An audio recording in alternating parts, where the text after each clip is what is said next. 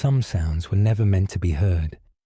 This was labeled a failed sleep study, but the audio logs were corrupted, redacted, and when I recovered the final transmission, something answered back. Case file 023. I've named it. The transmission. Let's begin. Subject 18. Right this way. Renner barely looked up from the clipboard as he spoke, his voice echoing in the narrow corridor. The overhead fluorescent lights flickered rhythmically, casting weak strobing pulses down the linoleum hallway. A storm rumbled outside, distant thunder syncing eerily with the buzz of cheap electricity. Water dripped from the young man's hoodie in thin, persistent trails, pooling at his feet like evidence. He was gaunt, hollow, a pale, spectral silhouette of someone once whole. Early 20s, by Renner's estimate. His cheeks were sunken, the skin under his eyes dark and swollen. He held a worn duffel bag against his chest like a lifeline, its straps frayed, its sides bulging with unknown contents. Rain clung to him like a second skin, soaking through the fabric of his hoodie, outlining the protrusion of his ribs. No words, just a slow nod, a shuffle forward. His steps almost imperceptible, as if he floated more than walked. Renner led him toward the south wing, heels clicking against tile. Observation Room B, he said. 7-day trial, no clocks, no windows, no contact. You'll be provided meals and monitored during rest cycles. Use the red button if you feel anything abnormal. No reaction, just that same mute nod, as though each instruction passed through him like wind through an open window. They arrived at the door. Isaac stood like a statue as Renner unlocked the reinforced frame. The corridor's humming fluorescent lights seemed to dim slightly as the door creaked open. Renner glanced again at the form. Name, Isaac Ward. Age, 26. Occupation, freelance digital artist, isolated. Symptoms, chronic insomnia, parasomnia, hallucinatory sleep paralysis, persistent visualizations of a red waveform. Renner frowned.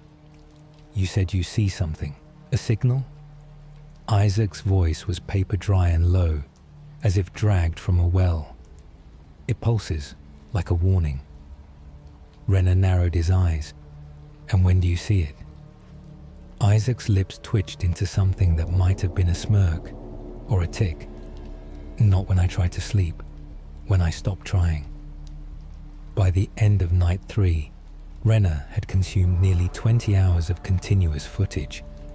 The man hadn't moved, not a twitch, not a blink.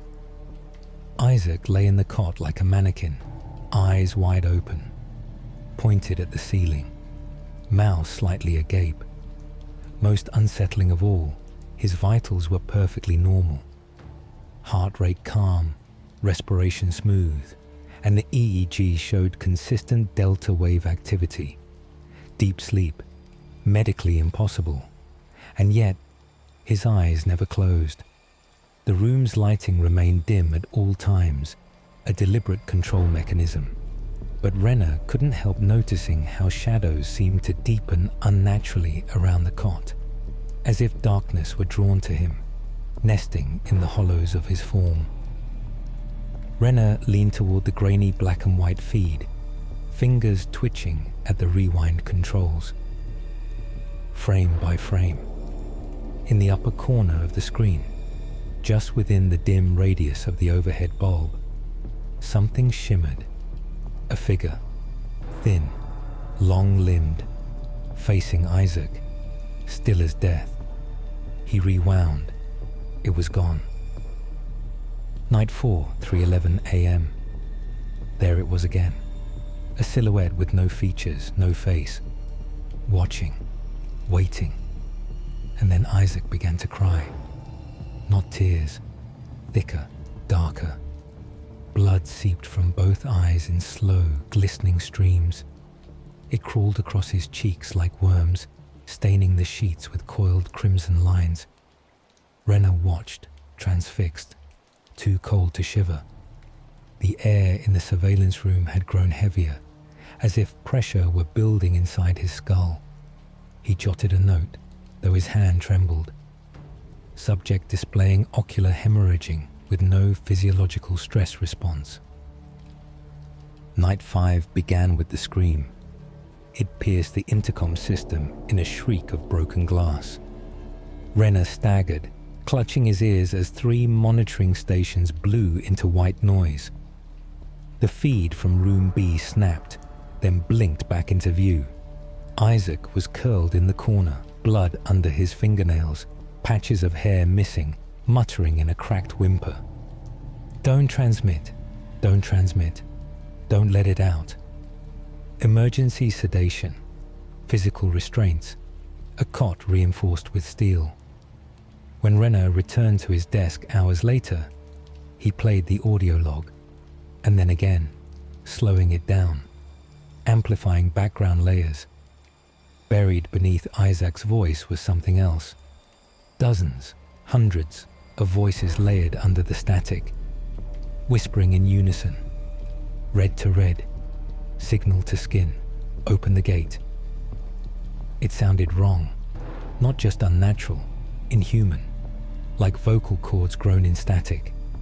They twisted around each other like a chant, a programming code embedded into language itself. The text called it feedback distortion. Renner wasn't so sure. That night, he dreamed. Isaac stood at the foot of his bed, mouth moving, no sound.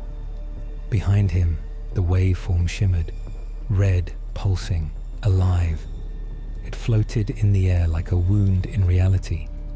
It looked like a sine wave stitched from nerve endings and barbed wire. Day 6, 9 a.m. Renner's coffee spilled across the console as every monitor in the facility blinked to black, then to static, then Room B, every screen, every system, phones, personal laptops, monitors not even connected to the network. All of them displayed the same feed. Isaac, wide-eyed, smiling now. That smile was new. It stretched too far, not manic, not joyful, just wrong. Renner smashed one with a chair. The glass shattered, but the image remained, flickering behind the fractured surface. Panic. He sprinted to the server room. Something was wrong with the hum, deeper, like it was resonating through his ribcage. All server lights burned red. No green, no blue. One file blinked open on every terminal. Red Room Final Transmission .wave. Renner clicked.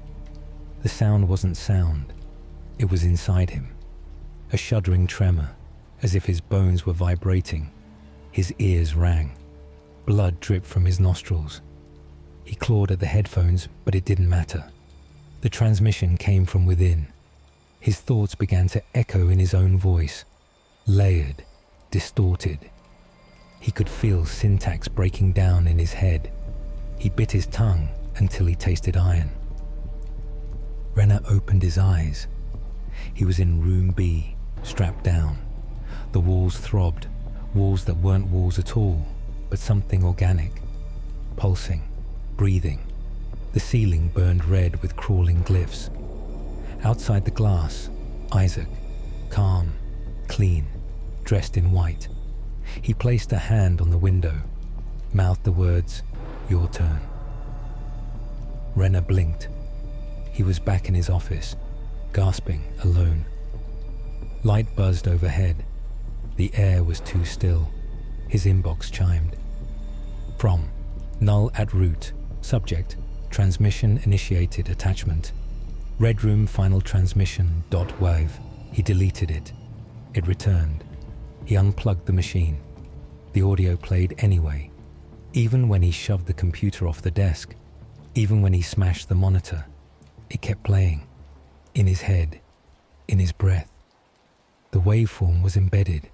Renner ran, but every hallway circled back to room B. Signs reversed, doors vanished, staff gone. Walls stretched unnaturally, shadows growing longer even under direct light. The facility became a maze, and he was its prey. Security feeds now showed him, sleeping, screaming, convulsing. Different versions from different angles. He opened Isaac's room. Empty, yet the live feed showed him strapped in. He turned to the mirror on the wall. His reflection blinked, then smiled. Then it was him on the cot, eyes open, blood trickling. The mirror watched. Then it cracked. The walls peeled. Not like wallpaper, like flesh. Veins, circuits, symbols made of heat and static. A red waveform hovered in the center, expanding and contracting like a living thing, a heartbeat. Renner saw his own face fractured in 3 places, each mouth chanting nonsense in sync. The air grew thick, heavy, like drowning in warm molasses. A terminal rose from the floor. Would you like to continue the transmission? Select yes or no. Renner stared. His lips trembled, eyes wide. A shadow shifted behind him. He typed, yes. The lights died, the mirror split, and the signal was free. The file is closed, for now. If this case gripped you, subscribe to the archive. There's always another one waiting. But be warned, some of them you can't unhear.